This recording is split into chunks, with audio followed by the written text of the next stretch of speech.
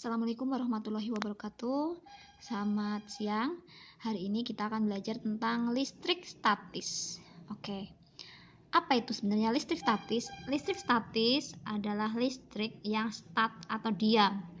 Dan listrik statis adalah gejala-gejala kelistrikan yang terjadi karena ketidakseimbangan muatan pada benda.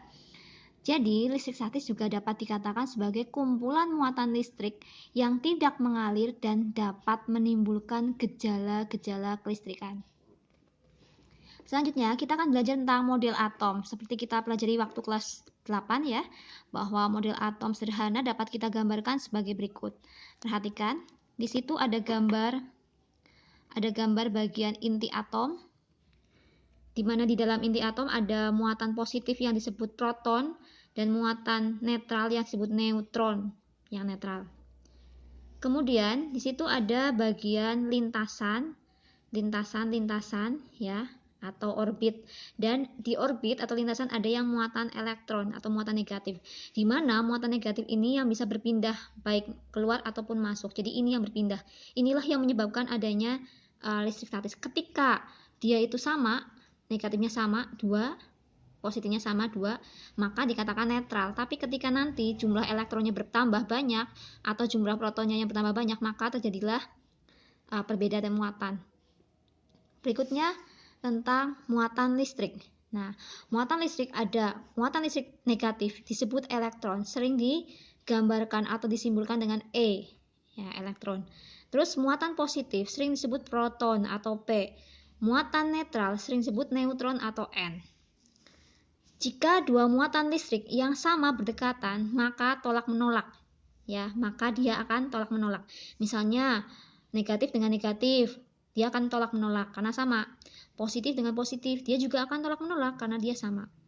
Jika dua muatan listrik yang berbeda berdekatan, maka akan saling tarik menarik.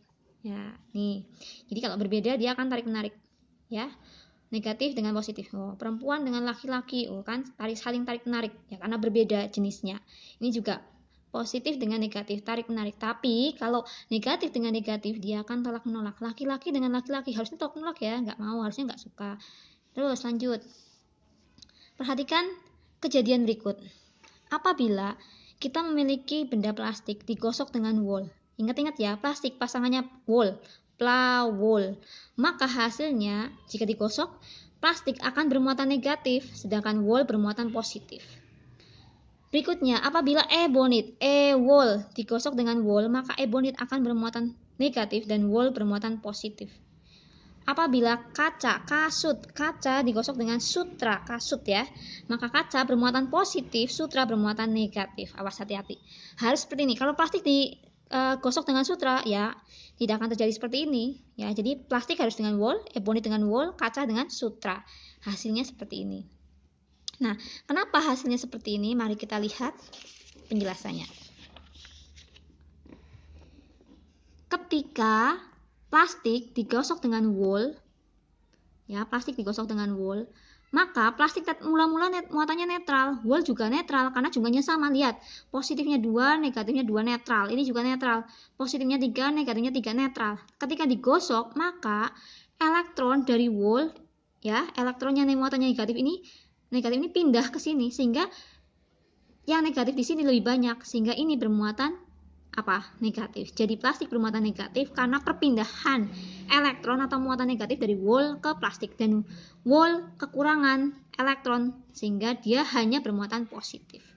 Lanjut, sama pada ebonit. Ebonit jika digosokkan dengan wool, maka elektron dari wool, tadi ini netral, elektron dari wool pindah ke ebonit sehingga di sini kelebihan elektron atau kelebihan muatan negatif. Sehingga ini bermuatan negatif dan ini bermuatan positif. Berikutnya, kaca digosok dengan sutra. Ketika kaca digosok dengan sutra, ternyata negatif di kaca berpindah ke sutra sehingga di sini lebih banyak negatifnya. Sehingga ini dikatakan bermuatan negatif, dan ini kekurangan negatif atau elektron, maka ini bermuatan positif. Nah, ini elektronnya berpindah.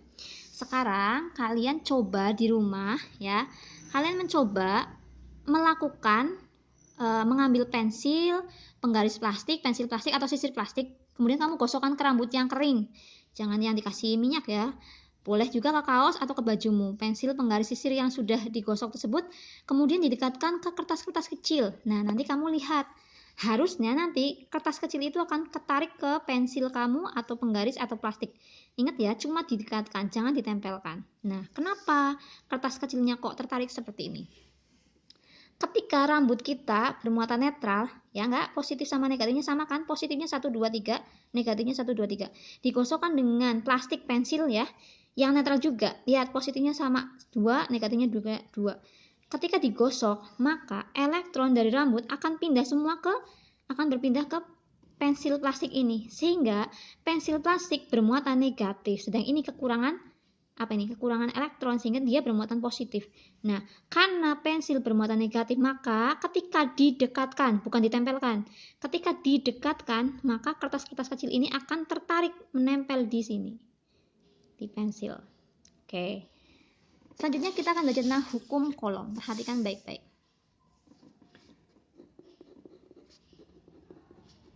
Hukum Coulomb.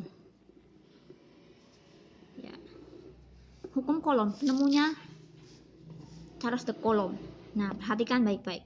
Hukum Coulomb itu menyatakan bahwa ada dua muatan. Entah itu positif-positif, negatif-negatif. Kalau dia positif-positif atau negatif-negatif, maka dia akan tolak-menolak. Nah, hukum Coulomb itu dengan jarak tertentu, ini jaraknya. Positif A didekatkan dengan positif B pada jarak tertentu atau R. Nah, karena positif sama positif, maka dia akan tarik-menarik kan? Oh, salah. Dia akan tolak-menolak. Karena dia tolak-menolak, dihitung berapa besar tolakannya. Nah, nanti kita menghitungnya menggunakan hukum Coulomb. Kalau dia negatif sama negatif, boleh. Negatif sama negatif diletakkan dengan jarak R. Maka dia tolak menolakkan, maka dihitung berapa gaya menolaknya. Tuh. Bu, kalau misalnya positif sama negatif dengan jarak R, berarti dia akan tarik-menarik kan? Yang dihitung berapa gaya tarik-menariknya. Nah, jadi hebat ya. Yang dihitung itu gayanya berapa. Sebesar berapa sih menariknya, sebesar berapa sih menolaknya. Nah, kalau kamu menyukai seseorang ya ditanyain, seberapa besar sih cintanya kamu. Nah, seperti itu. Nah, sekarang kita lihat hukum Coulomb menggunakan rumus. Hukum Coulomb itu biasanya ditulis dengan apa? F sama dengan K kali Q1 kali Q2 per R kuadrat. Ini rumusnya. Kalau ibu menghafalnya, F sama dengan kaki kuroro. Ya. Maka F adalah gaya Coulomb. Oke. K adalah konstanta. Nilainya adalah 9 kali 10 pangkat 9. Terus Q1 adalah muatan pertama. Satuannya Coulomb. Q2 adalah muatan kedua. R adalah jarak antara kedua muatan. Oke ya. Kita belajar sampai di sini dulu, sampai hukum Coulomb.